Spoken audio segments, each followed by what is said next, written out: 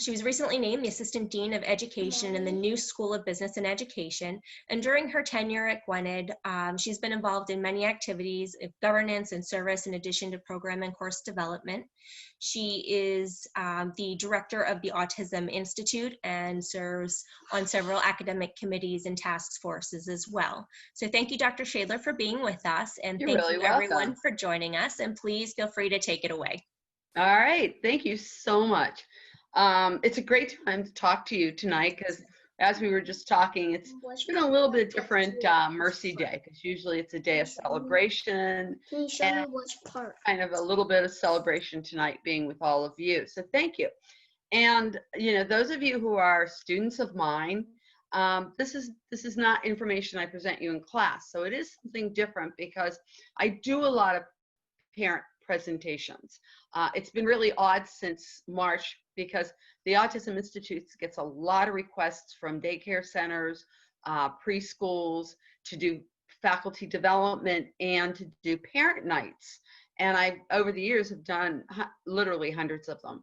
And there's several that I, you know, go back every year to and do their new parent groups. And I've done a lot of church groups on Sunday mornings and done it to the congregation. I remember one congregation had noticed that there were kids that were on the spectrum, and some of the older congregates were really were shunning them.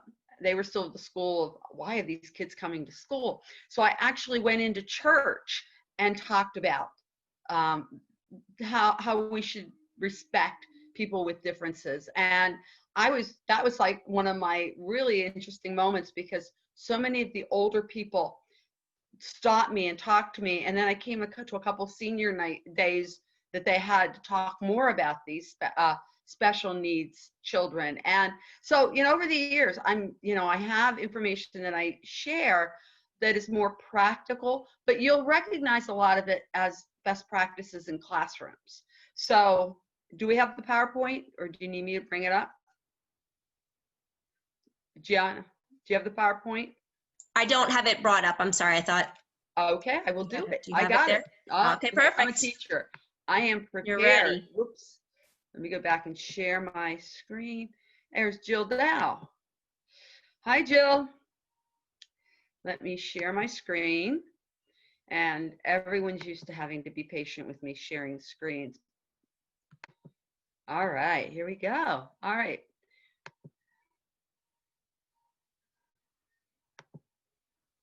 Okay, and anyone who wants the PowerPoint, I will be happy to share it with you. But I want to talk a little bit about the difference between fall and spring. Fall, we actually were suffering, if you read a lot of articles, from PTSD, and we really were flying by the seat of our pants. As the summer grew on, we were all getting information, understanding this was going to be a new way of life. And, you know, we kind of were at that point of, we got this. And now sometimes at the end of the day, we think, no, we don't. And I know, for example, Gloria's out there, Shalice out there, Kim's out there, and you all are balancing school, which is a full-time job, and a job in many cases, plus schoolwork. So this particularly, hopefully, will speak to you, and I am honored that you've going to be spending this hour with me. I'm going to start. It's time to take a little laugh. So I want you to watch this. I found this, and you know I'm a great person for using YouTube. And we, as usual, will pray the YouTube works. Can everybody see it? Can you see it? No. Not yet. Not yet, no. Can you see it? No. Not yet. Right, wait, I know what I have to do. I think you have to share that screen too. Right. All right, there we go. All right, we seeing it? Yes. Yep. Yep. But not hearing it. Or is it just me? Yeah, I can hear you. I can't hear it. Can you not hear it? No, we can't hear No, it. it's muffled. No. All right, let's try this again. All right, let's try this again.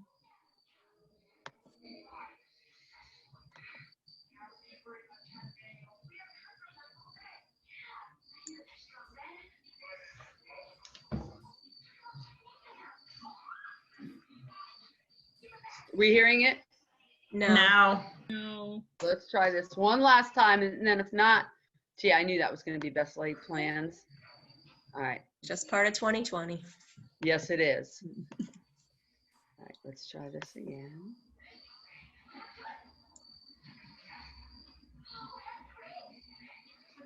No.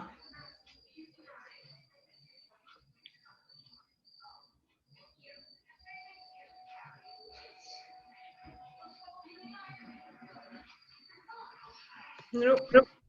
X, Zern. And we have 14 different Wi-Fi's, and we know Are you our seeing neighbors' it now? password. Signed an individual. Yes. All right, we hearing I'm going to it? leave you a quick video if you wanted to take on homeschool by yourself at any point. Your student has been assigned an individual password for logging into each of their assigned accounts for ReadWorks, Scholastic, WebEx, Zern. And we have 14 different Wi-Fi's, and we know our neighbor's password into his Wi-Fi is Panties. When ours is out, we got to go to his. Mathletics, Grammaropolis, ABC.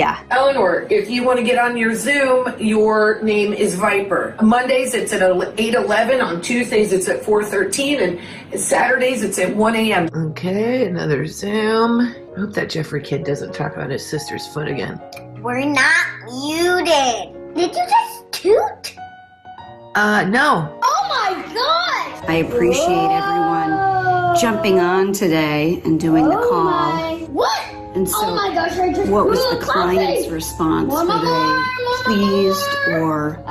Yes. Julia is planting vegetables in a rectangular garden. Use the distributive property to decompose the factor 12 into a sum. PE time. Go, run. Put the iPad down. Email address for you, Finn, with the 17826@14.com/school. Eleanor, same as you, 17825/ampersand941.com/school. Got it? Okay, cool.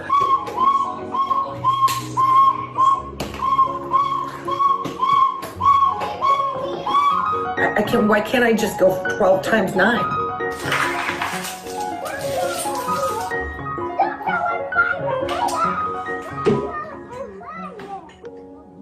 How many people can relate? Anybody? I feel this in my soul, every second of it. Yes. All right, was we got some great. people out there that are willing to admit that that's exactly how we're feeling right now, right?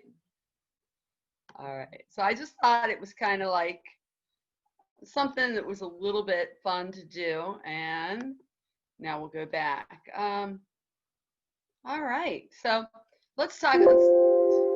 As everybody see, we're back to the PowerPoint. Yep. Yeah. Okay.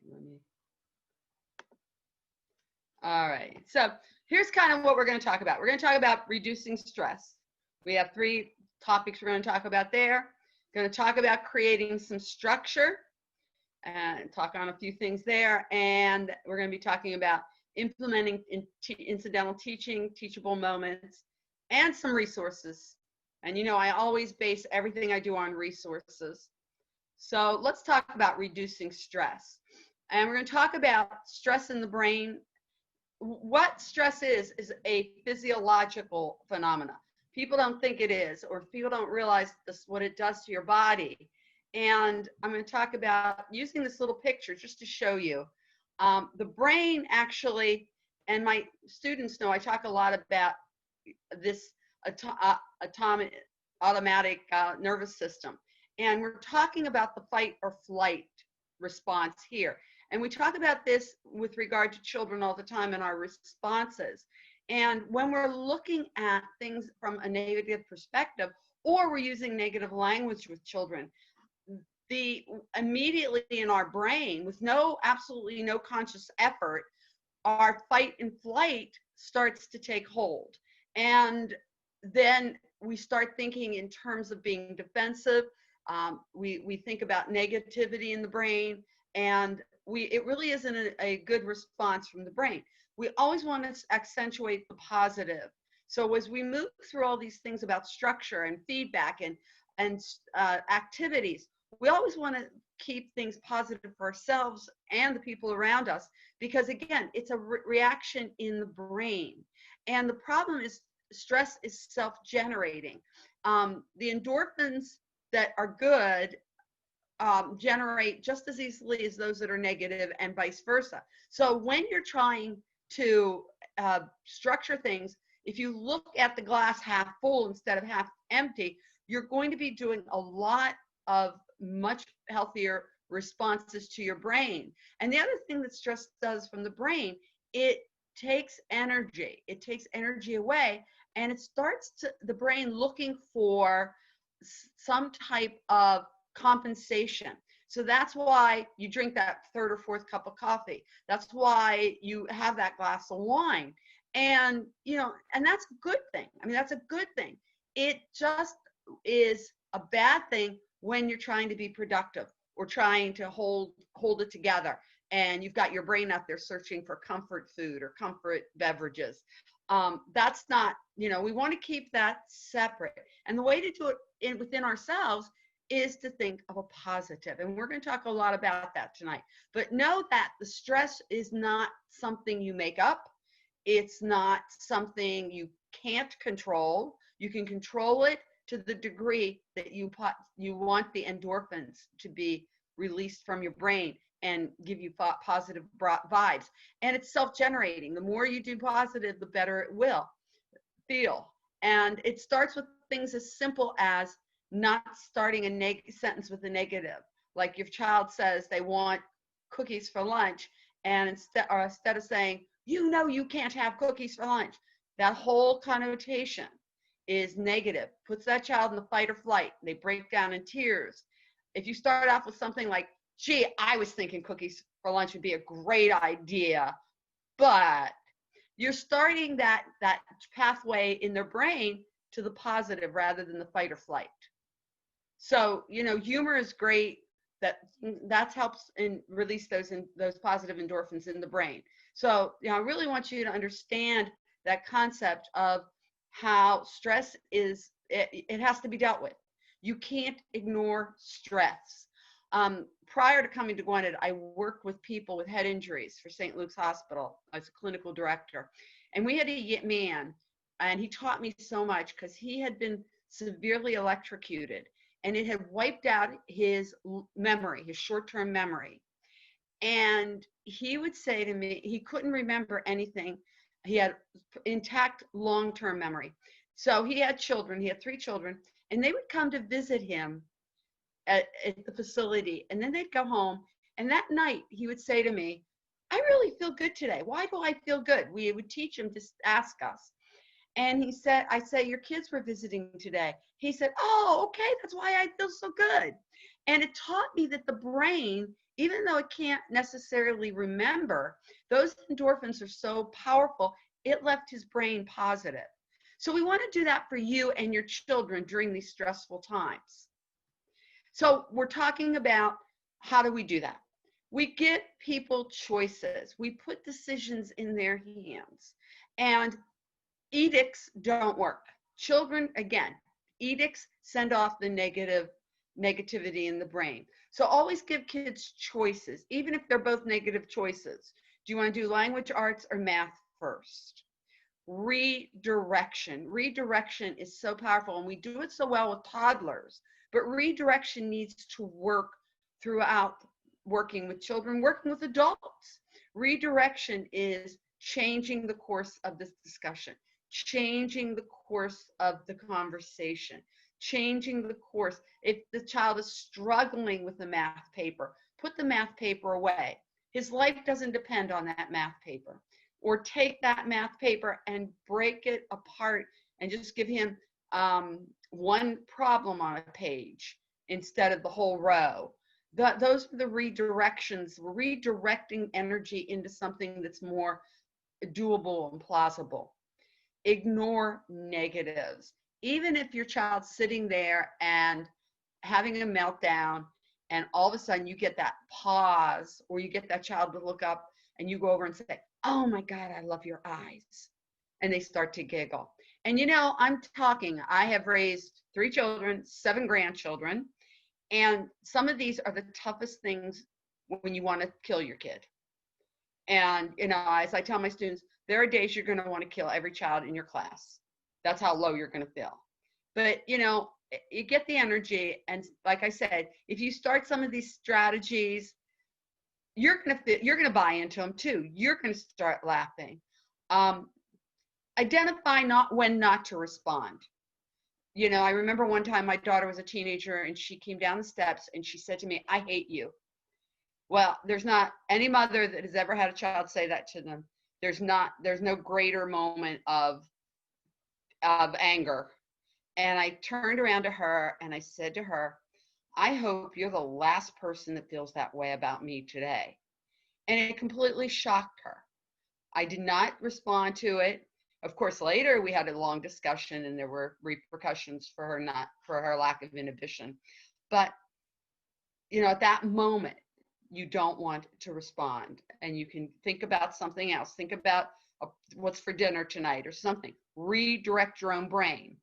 The brain is so powerful, both for you and your child or your spouse. It's so powerful, and it's so much training. It's a muscle. Brain is muscle tissue.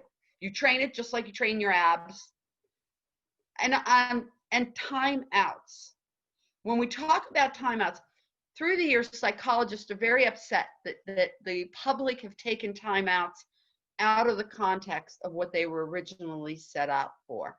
Timeouts were originally set up to give people a breakaway point, literally a timeout from what the issue is. We use them in more punitive stands now. A child goes to the timeout bench, the child goes to the timeout corner. But timeouts should be positive. Timeouts should be time for people to regroup. Have a bench outside or something. And a lot of things here, one of the things that's very powerful when you're using these strategies is that let the child see you use them for yourself also. So that when you and your child are really butting heads, that you say, "I need a timeout," and go out and sit on that bench. Make it just about as much about you as them. The other thing is, and I'm sure every parent here does this, but I want to emphasize it, catch them being good. Catch them being good is one of Jeb Baker's favorite strategies, and it might be the smallest thing that they're doing well, or starting to do, and maybe even heading in the direction of. Maybe if they were walking over to the table and you said, "Oh, I bet you want to see what we need to put on the table for dinner." And, my children are very embarrassed because I kind of get silly with the grandchildren sometimes, and they love it. They do more when I get silly with them and, do happy dances and things like that. And the other thing is time-ins. We're so busy and we've got so many agendas. Time in with each of your children can be so valuable. There might be that moment, maybe even after they've gone to bed and you can hear them still talking, to go into their room and just spend 5 minutes or take them a little snack or a treat and just say, I just thought we needed some time in. Or, they're playing, and sometimes what's really hard is when they're the quietest and they're playing, or they're actually getting that moment, break it and go in and have that time in with the children. It's all this positive strategies to release those endorphins in the brain that continue that being in the happy place of the brain, the euphoric place of the brain, instead of going to the fight or flight, which is so easy to do, particularly when people are tired. Now, creating structure. Structure takes a lot of self-discipline, and most people that are highly successful will tell you that structure is their salvation. And I know many of you laugh because you get emails from me very early in the morning. I am a highly structured person. I am up every day, 7 days a week at 4:30 in the morning. and I work out from 5 to 6 every morning, 7 days a week. I work out. I do yoga. I do running. I do all kinds of videos and things like that. I mix it up. But that's my hour that I know that no one in the world is going to bother me. And I can think, I can release, I can have my own time. And, you know, that's my structure. That's my way to deal with life. And you can find that in your own person.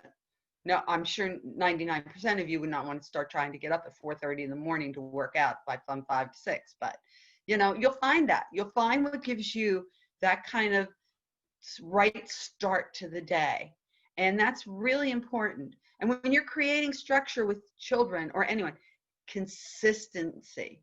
And if you do have to do a schedule change, if you have something that's working and then all of a sudden you've got a doctor's appointment or you've got to do something else, shorten, not eliminate. So if the routine is that every night you want your children to read 30 minutes, well, tonight you've got this, you've got that, or, you know, dinner was late or whatever, you don't eliminate it. Even if you take it down to 5 minutes, you still make sure it's in that schedule.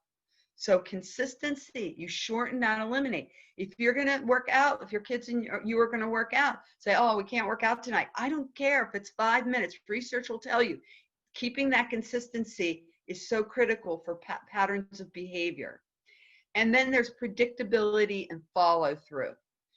One of the problems with working with children is a lot of times we are on 2 different pages. We don't set clear expectations.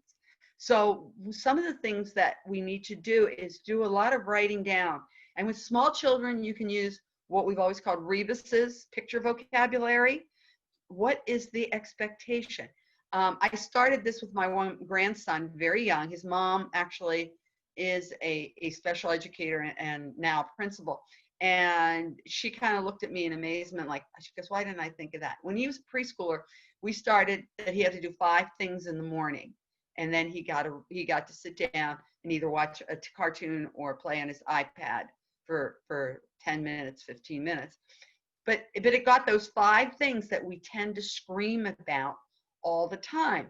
And his father, who's a mortgage broker and doesn't know anything about education, said to me, that is the simplest thing you taught him. You know, and I mean, it doesn't go perfect every morning. There are meltdowns, but I just look at him and say 5 things. You know, we got our 5 things, and eventually, and then, like I said, we kind of do what's called an antiseptic bounce. Like, you know, he's on the floor and he's rolling around saying, I'm going to do these things. And I said, oh, look, you did one of them already. Or like, I'll take over his chewable vitamins because that's one of it.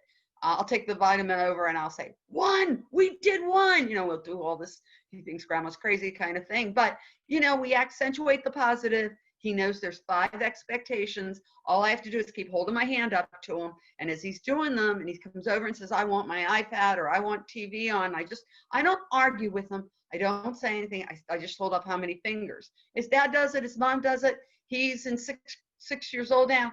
And, you know, if I'm coming over, and particularly now where he's got virtual days and I'm coming over and we're going to hang out together, I walk in the door and he'll say, I got 3 done. I got 3 done. So, you know, those kind of things, setting them up, clear expectation, and then the consequences. And we always think of consequences as negative, and they're not. The consequence of studying for a test is getting an A. That's a positive consequence. And when you're thinking of these things, think of them for yourself too. You know, think about the fact, if I make it through this week, I'm getting a mani-pedi.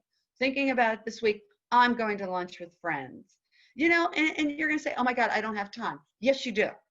Yes, you do. Your brain needs recharged, and your brain needs that affirmation that you're a good person. And that is so important. We're so clearly define what the negative consequences of people are, that they were, you know, that they were self-abusive or they were beaten as a child. But we don't talk about what things made people turn out right. And a lot of times it was receiving positive consequences. And we really have to accentuate those with our children and ourselves. And please break in with any questions. Please take yourself off of mute, or you can be off of mute. Just ask me questions. Now, one of the things is a good starting point, research tells us, is, and parents have claimed this, is having some family rules. And, you know, let's be real about this. Being kind to each other is not a family rule. We need something that is more observable. And people in special ed know this a little better, because when we want to have a certain behavior, we have to make it observable. How many of my students remember that term? Observable behavior. Thumbs up? Do I get any thumbs up there? Observable behavior. So I can't observe necessarily kindness, but I can observe that Johnny helps his sister brush her teeth. So we want to have some family rules that nobody leaves that, you know, whatever works for your family. Can somebody give me an example of a family rule that you have in your house? Somebody help, let's share something. Somebody, before I call on somebody. Somebody give me go ahead, Abby, were you speaking? Yeah, so we have a family rule where whenever we have dinner at the table, you can't have your cell phones out. That's a fantastic rule. Yeah. Can we put that in restaurants? Abby, can we get that in restaurants? Yeah. The parents can't sit around the table and all on their devices. No, that's a really good rule. That's exactly what I'm talking about. Family rules, you know, and if somebody's on the computer, you're limited to 30 minutes or something like that. Things that will help the structure and help people understand and respect each other. And again, I see rules in families, everybody will respect each other. How does respect look? I mean, you need concrete, exactly what Abby said. Anybody else have a family rule? No one else have an example? You don't get upset. Oh, I love that one. A couple of my grandchildren know that one. You get what you get and you don't get upset. Gloria brings up something really good. Using those little kind of rhyming things really set into kids, and you can use those, and they're applicable around a lot of situations. Anybody else want to share?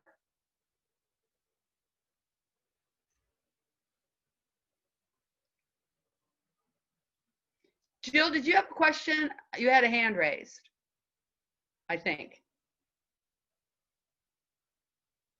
Okay. I think she put a message in the chat. If the door is closed, knock.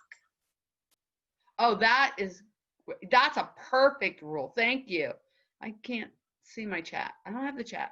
I think you got, I don't have the chat. Okay. If the door is closed, knock is a perfect one.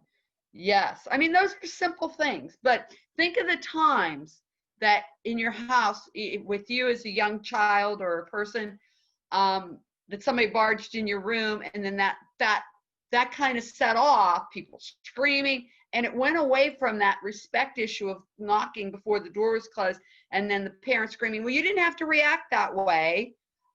So it takes it away from the original issue, which was somebody invading someone else's privacy. So, you know, having a simple rule like that is really so helpful. So, you know, you can sit down and say, all right, we need a rule for this, we need a rule for that. And I really think you only want about 5 at a time. Only about 5 or less at a time. Because otherwise, you know, we're not writing the 10 commandments here. Just 5 simple rules that a lot of things would fall under, like knocking on the door, things like that. So, you know, and you might, and revisit those rules. Revisit those rules. You know, like when something comes up, jot a note and say, you know what, we should have a rule about that. And revisit that with the kids. And this is another one of those catch them being good, because when you catch them doing something like knocking on the door before entering, you can go running over and say, I really like that. You knocked on the door. We like to be appreciated. Our kids like to be appreciated. Really important stuff. Now, my daily schedule. This is critical. We are writing lists and schedules right now, but children need to see your schedules too. And now if you know, like I sit down, if I have had my grandchildren here on virtual days when mom and dad can't find anyone else, I've had them here and I will show them my schedule. I'll say, look, grandma has a class to teach at this hour. I have a meeting at this hour. Here's your side of what you'll do. And here's what we'll do when grandma's done. And so they'll see that I legitimately am in meetings. I'm legitimately going to be in my office. Grandpa's the go-to person. But this is what we're going to do at the end of that. So it's just the worst thing you can say to a child are things like, can't you see I'm busy? No, they can't. And right now, children's maturation levels, even through their teenage years, make them the center of their universe. The brain, the frontal lobe of the brain is where all the judgment centers are. And when I was teaching in the head injury in the Drug and Alcohol Center for St. Luke's, one of my social workers came to me one day and he said to me, you think that the kids sleep through your sessions? And I used to go in and I used to do a lot of work with them on the brain, and I would bring in Jello because the brain's the consistency of Jello, and I would let them squish Jello and, play with it and say, this is your brain, what you're doing with your brain on drugs and things like that. But one of the social workers came in to me, and I used to tell the students, the kids in the program, you have no judgment centers. That's why there's rules. That's why you have junior licenses. That's why you can't drive till you're 16.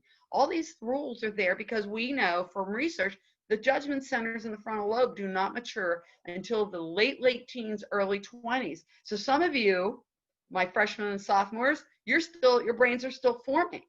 So when you talk to a child, they don't have that capability. And this social worker said to me, the father was screaming at his son in a family therapy session, why do you do the things you do? Why do you do the things you do? And the son screamed back, because I don't have a frontal lobe, because Dr. Schadler said so. So, I was really like okay, they do listen to me, which was the truth, which was what I would tell them. You have to have rules because you don't have a frontal lobe yet developed. So you saying to your child, can't you see I'm busy? That doesn't fit into their repertoire. But if you put a schedule and say, these are the times that I have to give my attention to schoolwork, and these are the times I can spend with you. And like I said, if you have to change it, going back to that rule that I gave you that said, do not eliminate it, shorten it. So if you have to cut something out because something came up, you still have to give some time to that item on your to-do list. And maybe if you were scheduling a mani-pedi for Saturday and somebody calls and says they can't watch your child or take them to baseball, you still get the mani because that's not as long as the pedi, but you still get a mani. You don't eliminate your reward to yourself or to your child. And if you notice, I chose something with PECs, picture exchanges on the side, because even with the youngest of children, you can put pictures there. Questions, comments? All right. Use time as a tool. I am a big proponent of using timers. And I use them all the time. And somebody I've grown to like in our house is Alexa. When Alexa first moved into our house, I thought she was the scariest person. And I do call her a person. But now, she's my timer and ability to have it shown on the timer and things like that. But using timers is an important tool, and it can help you with a negative consequence. So that if you say to your child, for 15 minutes, you need to work on IXL or Schoolology or whatever, first in math. Are any of these terms familiar with you? They're my new language along with Zooming in the last year. But, you're going to do 15 minutes and your child gets up and dances around the room or, has to have a drink of water. And then you say, okay, that wasted 2 minutes, 2 more, Alexa, 2 more minutes onto the timer. And Alexa's very compliant. She'll put 2 minutes on immediately. So, any device, use timer as a tool. Everything should have a timer connected to it, the positive and the negative. Okay, you want iPad time? Alexa, 10 minutes of iPad time. And So then if we have another 10 minutes, so if your child doesn't put the iPad away, you start the timer on how long it takes them to put it away, and that time comes off the next 10 minutes of iPad time. Well, you only get 8 minutes this time because you took 2 minutes after we said that we were done. Does everybody get the grasp of this? Use time. You do it in the classroom. You do it with yourself. Do it with yourself. Those of us who procrastinate, this is such a big tool that cognitive therapists use with people who procrastinate. You know, and even with huge assignments, don't become a martyr. Say, I'm only working 15 minutes on this assignment, but I'm going to work on it 4 times today for 15 minutes. So, and honestly, work for 15 minutes on it. Time is a great tool. I find it very abrasive if I walk into a classroom and a teacher says, the student says, when is math done? And the teacher says something like, when I say so. Or a parent says that, when I say so. That is really disrespectful, and we really are not using this as a teachable moment. These things are all what we call teachable moments, using things that are already there and present. Everything doesn't have to be something we structure. We just tweak what we're already doing. Now, consequences. Structure activities to use natural consequences. So, for example, the timing issue that I just talked about. So that if you get iPad time 10 minutes out of every hour, or 10 minutes every 2 hours. If you don't put your iPad away when the timer goes off, I start the other timer and you lose time on the other end of it. So those are a natural consequence. So that kind of thing really, really is much more reasonable to a child than, and always make sure that the consequence ties into the correctable action. Just so that, for example, if you say, if something happens, if the child, for example, doesn't put their wash away for, in a timely manner or something like that, or doesn't brush their teeth in a timely manner, taking away iPad time isn't relatable. So see if you can really be creative and think about something relatable to that. And, so, I mean, you really have to be creative, but you should really make the consequence relatable. And do not use absolutes. I've caught my own kids doing this, and I'm sure I've done it a million times, but I don't hear it. You're never getting your iPad back. And we're all guilty. How many people will admit you said things like that, children?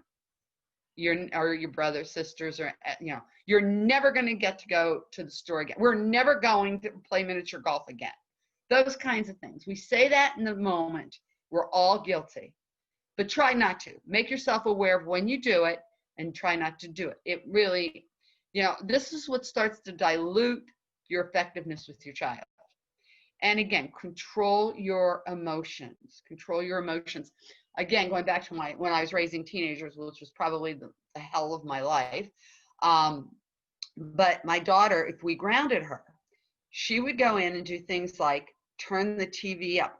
She'd come in, I'm watching TV. She would change the channel. She would do all kinds of very obnoxious things when we grounded her. And I was always cognizant that as a teenager, she could walk out the front door. She didn't really maybe realize it, but I knew it. She could just leave. So I let her do whatever she wanted. There was never anything that put property in jeopardy. It would just be silly things like that, change the channel.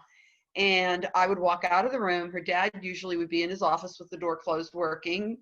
And I would go in his room, and particularly if she was turning the TV, playing music very loudly, I would go in his room, in his office, close the door and scream.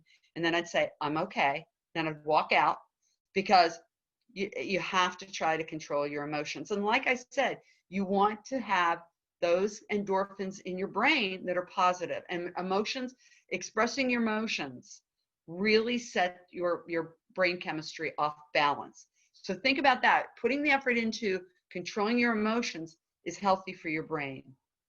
And again, never threaten with the consequence that you cannot deliver. Don't say now, you're not going trick-or-treating. because we're only in the second, third week of September. By Halloween, that child's going to go trick-or-treating. Remember, we're teaching our children life lessons, and we want them to see the healthy connection between behavior and consequence. And threats, idle threats, really don't really give the child a healthy opportunity to develop that relationship between cause and effect with their behavior. Now, here's the kind of some little detailing on consequences, positive and negative. And when we're using a positive consequence, we're trying to increase the probability of a behavior. And we want to link it with a negative behavior that needs to be eliminated. So that, for example, when you're reinforcing a positive behavior, you want to say to the child, when the child's doing their work, you want to go over and say, yesterday you sat here and it took you 5 minutes to get started. And here you are, you have 10 minutes on this worksheet. You're only going to have to do it 8 minutes because you got right to work. So there you're giving a positive consequence. You linked it to the negative of yesterday. And sometimes it's effective to mock the negative behavior. I have a 3-year-old granddaughter, and if she decides to have a 3-year-old tantrum, there's times I'll have one right in front of her. Does that stop her in her tracks? I mean, it gets thin, so you gotta always have a new vibe for it. But mocking a negative behavior sometimes stops them in their tracks. And some other examples are rewards, praise, attention. Children can be very attention starved. We don't realize it. And again, you can catch yourself in your tracks. Excuse me. You can catch yourself in your tracks and go in and read a bedtime story. Baby bedtime's 9 o'clock, and you think, look, I can take 10 minutes, go in and read a story, go in and take a deck of cards and play war, 1 round of war. Something that takes 10 minutes, but just kind of says, you know what, you set the table for me today, and I didn't show you how much I appreciated it. Let's sit down and play a game of war. So, and negative, we're using negatives to decrease. And most of these we've talked about in other sections of these slides, but I kind of grouped them together here, and particularly about the time of time out. Remember, like we call it home base now. In psychology, they call it home base. Giving a child some space, some place they can go, some space that they can just kind of decompose. And yourself too, like I said earlier. And the other thing that I don't think we touched on very much is the loss of a privilege. And these are called common sense consequences. Taking away a privilege. For example, the child's bedtime is 9:30, and you just got this bedtime because he turned 10, 12 years old. Say, I think we're going to put your bedtime back to 9 o'clock because you got that privilege acting like a 12-year-old. I need to take that back. You apparently, that's not working with your rest and sleep cycle. So making natural consequences is really, really helpful. Hi, Gloria's son.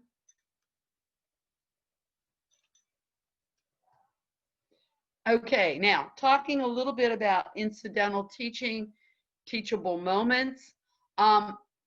This is really some of the things that we've been talking about. And this really maximizes learning. So for example, if some of the things that we have been embedding, and things like teachable moments are things like, if you want to make a cake or you want them to make brownies, it's an entire reading lesson. It's a measuring lesson. And I know we know to do this. I know we do this. But if you're having a particularly bad day, put the math, put the reading aside and do something like that. I was just seeing tonight, I was preparing a lecture for my class, for my 205 students tonight, and I was looking through some literature, and I saw where Jay Leno taught himself to read from comic books that his father had laying around the house because he could connect the text with the pictures. His school had given up on him. They said he could never learn to read, and he taught himself to read with comic books. So incidental teaching is having children read, write the shopping list, and in lieu of spelling words this week, or having your own list of spelling words. And teachers are approachable, particularly right now. You can say, look, we're having a rough week. Here's the 10 spelling words. Okay, it doesn't fit the Common Core curriculum, but it's spelling words, and it's keeping your sanity. So we really need to capitalize on incidental teaching or teachable moments. Dr. Greenspan, a very noted psychologist, he came up with what's called floor time. It's a very highly successful way to work with children who have behavior problems or even autism, is going to them, creating something with them. If they're interested in Legos, going to Legos, and instead of doing math papers, counting Legos, building something in Legos and then measuring it. So going into their world. And that's what's so important, incidental teaching and teachable moments. And, I was talking earlier about using the clocks and letting time be your friend, but let time and calendars be your friend. It's really important that, like how many more minutes do we have till math is over? How many more minutes till we get to play a game? Because then you're putting that, drawing attention to something positive at the end, but you're also using that time in the calendar. And every day, talking about your schedules, talking about today, what's tomorrow, what are we doing this weekend? Always trying to pull in the pleasant. I always tell people that I always make my dentist appointments, which is probably one of the things I dislike the most, is going to the dentist. And I always make sure I plan lunch after the dentist with friends, because I don't think about going to the dentist. I think about going to lunch with friends. And we, again, trying to play those psychological tricks with myself. That's so important to do with your kids. Let's look at the calendar. Let them learn the calendar. Let them, learn time through you working through your day. And sometimes that can buy you the 5 minutes that you need to empty the dishwasher or something before you start their lessons. Let's talk about, what day is it? Let's ask Alexa what the temperature is today. Let's watch the weather. Those kinds of things. And those are all reading and math moments. And today is National Cherry Jubilee Day. Even though Parkhurst said today was National Key Lime Pie Day today, I found it on the calendar that today is National Cherries Jubilee Day. And that's kind of something silly you can do each day, or just do it on the weekends. What day is it? What are we celebrating today? How can we celebrate it? That's problem solving. That's teaching kids problem solving and creative thinking. Do we have any questions? Okay, now, again, I'm always big on resources. And as many of my students know, my very favorite people to go to are the Center for Disease Control. And they have a fabulous website for parents. There's the website there. And it gives you tons of resources and suggestions relative to the different ages of children, related to the ages of children. It gives you all types of information. That's my very big go-to for all aspects of child development and child behavior management. And the Alberta Health Services has a wonderful, wonderful resource for coping strategies. And maybe trying to incorporate one idea a day as a starting point, and make yourself a list of the things you want to incorporate, because this is valuable time that we can teach children within our own homes with our own mores. Sometimes there's a conflictual issue there with in the schools with how they view things and how you view things. You have the greatest gift right now. You get to frame education the way you want to see it done, or that's compatible with your thinking. Okay, and then again, I'm there as a resource. As my students know, I missed you terribly seeing you in person, but Zoom is going much better than I thought. I'm actually getting to recognize you and put names with faces. So questions?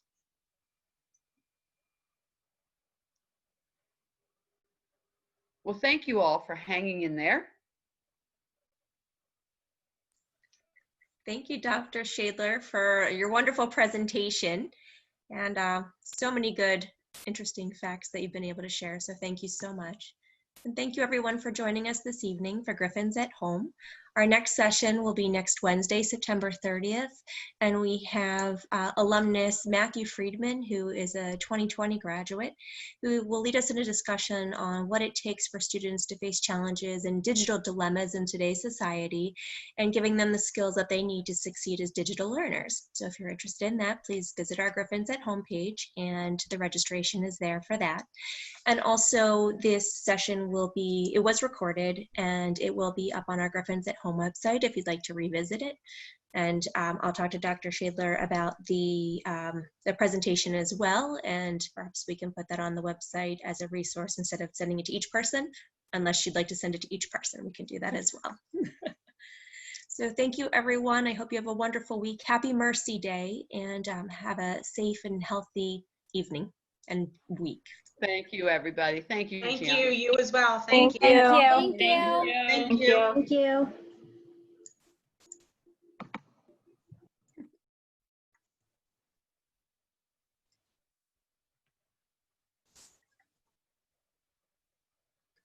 That was wonderful, Deb. Thank you. Oh, do you think so? Is that pretty much what you needed and wanted? Absolutely. It was wonderful. I apologize. Why?